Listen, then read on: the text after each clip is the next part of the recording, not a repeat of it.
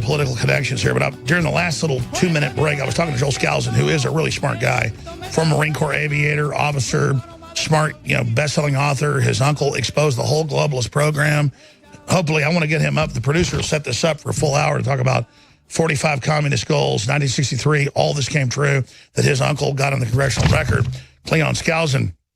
And listen, it's not that I'm a tough guy, Joel.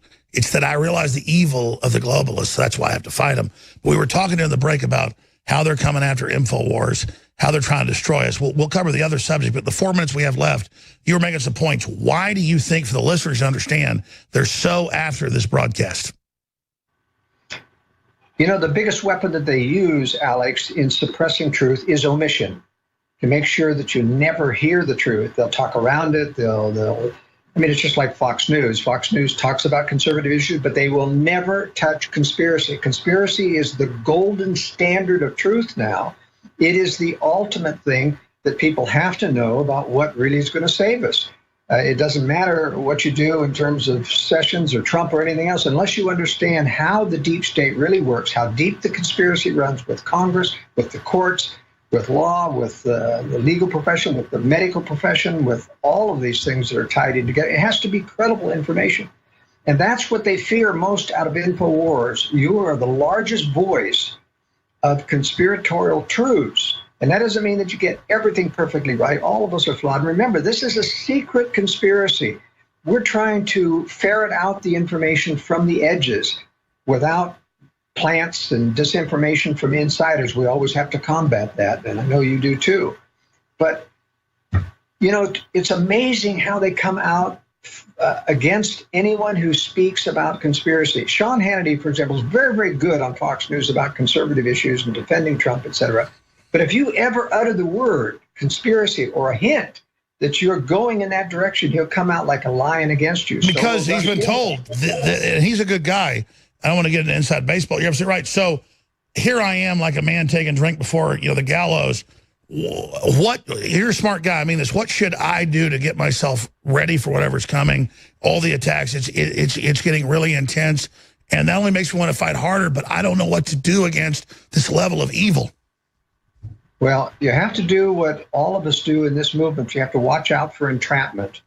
They are watching us day and night. They're following. They're watching every conversation we make. No, I agree, but I don't. I mean, I'm pretty boring.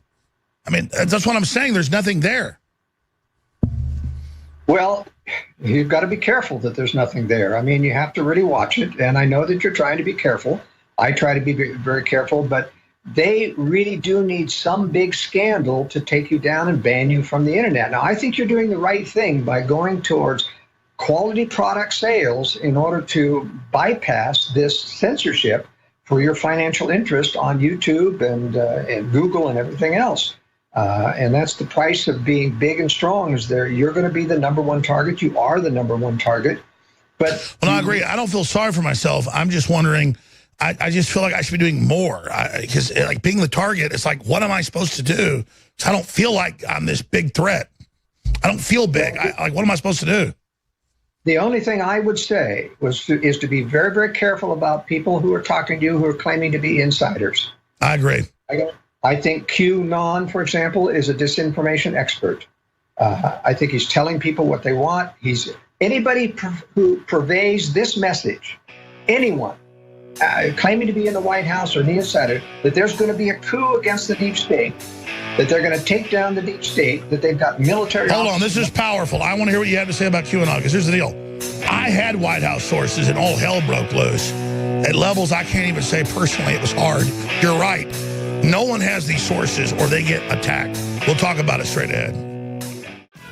So, there was a time about 1.5 years ago when the president was first in office that I knew for a fact every night he would ask people for specific downloads of the show to see what I said. And if I said, here's a message to the president, he would watch it. And I talked to him about those things.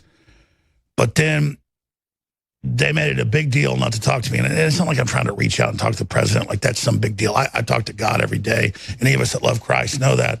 So the president's way down the list of that. But they went kind of crazy. And the last few times I talked to the president, last year, towards the end of the year. It was very quick. Just keep it up. I appreciate what you're doing. And don't stop what you're doing. I appreciate you. And I told the president, just like I told him when he called and I got remarried, he called and thanked my wife and everything. I said, sir, you don't have to do this. I'll just be patted on the head if you got info. And he's like, well, Alex, you know, don't worry about John McCain. We're going to move forward. We're going to make the country great again. He knows he's being recorded. So it's not about me who rejects Hollywood and all this stuff trying to be next to power. It's that Trump is trying to be good, I believe. But Joel Skousen is a really smart guy, World Affairs Brief, the editor-in-chief of that. And we were talking about the attacks that we've come under at InfoWars and the lies they've said and the things they've done.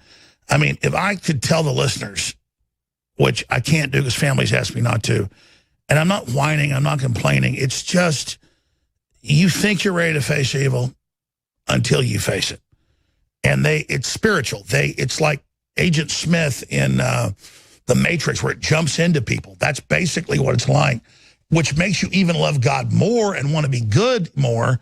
But then it's so evil and out of control, you don't even know what to do. So in the 8 minutes we have left, Joel Skousen, specifically, because I know the president still occasionally sees the show, what would you say to the president? What would you get into in North Korea? You got cut off by the break, getting into their disinformation operations, what we should worry about. Just in the last 8 minutes we have left, your big, smart, because you're a smart guy, download for folks. Well, what I would tell the president is, first of all, you have to understand that the deep state created ISIS, they created Al-Qaeda, and they run the rebels and they run arms that you aren't even being told about. They are creating 2 bases on sovereign territory in Syrian government, which you have never been told about. They said this needs to stop. Syria isn't your enemy, either is Iran. If you would back off, you would find that Iran would start to be more reasonable. Now, but the point is, my biggest warning, of course, would be about North Korea. I would tell him you're being set up for a psychological operation by them touting or offering you a Nobel Peace Prize, by them offering to have a final truce for a full peace treaty on North Korea, by offering you denuclearization. There is no way that Trump, in June 12th, at this meeting in Singapore, is going to get anything concrete to prove denuclearization. I mean, the dismantling of the test thing is a falsehood. The test center for nuclear weapons collapsed through earthquakes. I mean, this is just a throwaway to say that we're going to dismantle this. The earth has dismantled it. I didn't think of that till you just said it. It was 6 months ago. The earthquake collapsed it. They're going to blow up the entrance of a collapsed base. That's exactly right. So you see, this is a throwaway. And Trump is being fooled by these types of, everyone is around him is telling him, look, you're winning. This is a success. You're going to be a hero. You're going to get a Nobel Peace Prize. They are setting him up psychologically to look the other way at the fact that he's not going to get anything concrete out of North Korea. What could you get? I have told him in the World Affairs Brief, if he ever reads that thing, which I don't think he does, I said, what you need to do at that meeting in June 12th, it says, you have 2 weeks to allow international inspectors to come in and take possession of your nuclear weapon experimental or nuclear experimental factories. Well, let me stop you. You may have missed it. The South Korean news reports, and I made a phone call to CENTCOM. They said, no, that's true. Pompeo has demanded 5 nukes to be dismantled in Paris. So what you just said is what Trump's, according to my sources that have never been wrong, is happening. But still, that's not enough. What I'm just saying, you need international inspectors to take possession and go actually and occupy the factories. It doesn't matter taking a few nuclear weapons out and dismantling. Sure. What do you make of Pompeo saying we're going to send in private interest to rebuild North Korea? Because the North's got to want to be the South, the most productive country in the world. I mean, I want to believe in this deal, Joel. You're saying it's a screw job. Yeah, it is. There's never been a communist country that has ever disarmed, ever. And I include in that the phony fall of the Soviet Union. They never disarmed during that fall of the Soviet Union. But this is going to be a trap. I think China is so interested in delaying this attack on North Korea because they aren't ready to follow through with World War III. I think they're willing to even, if Trump pushes them to take possession of those nuclear weapons, that's the easy way out because they can bring them right back when they want. Sure, they can roll them across the border. Well, you've always said towards 2022, 25, that was the plan. China now says their doctrine is to be ready to attack us in 2020. Yeah, that's probably a little bit early. Remember, Russia's got to be ready too. They've both got to get a much bigger blue water navy to be able to occupy. Sure. Is there? And they're launching the new carriers. Is there any way to get them to stop this? This is insane. I mean, well, you've got to remember the problem is the globalists really want this third world war. They want a nuclear preemptive strike. They want depopulation. They want to end it all. Yeah. Well, they don't want to end it all. I mean, in the current order. Yeah, and the current order is that the U.S. defends the world. They want the U.S. military decapitated so they can get out of their bunkers. No, a new power emerges with all their deep state. And a militarized global government is what we've got to have. And who's going to say nay when you've been nuked? Then you're one of the smartest guys on strategic relocation, and we sell your books, InfoWarsStore.com. Let me then, selfishly, I see all the globalists moving, Cook Islands, Kauai, New Zealand. I knew this 10 years ago from sources that are in Hollywood. Now it's confirmed. If I'm going to be a selfish person, and I'm going to tell the audience, I'm really doing this selfishly. I intend to try to stay here and fix things if we can, but Southern Hemisphere, I don't see that surviving a nuclear war. Joel, you're a global expert on relocation. Where in the world can I take my children and my wife if I don't want to die in a nuclear holocaust? Well, you got to be in the United States for the long term. In the short term, any place in South America is going to be free from a nuclear holocaust, but it's not going to survive the cutoff of the economy. Those countries are all which is the equivalent of a zombie apocalypse. That's right. Those countries are all socialist. They depend on influx. You predicted on air 10 years ago that Venezuela would collapse. They would be eating people. It's now happening. And don't go to New Zealand and Australia. China so come back on this week. Why are the elites fleeing there then? I mean, I was told this by multi-billionaires years ago. Come to New Zealand with us. They're all leaving there, Joel. What are they being told? They're not in the know. They may be elite, but they're not in the. No, I agree with you. So tell me, you are in the. Tell me.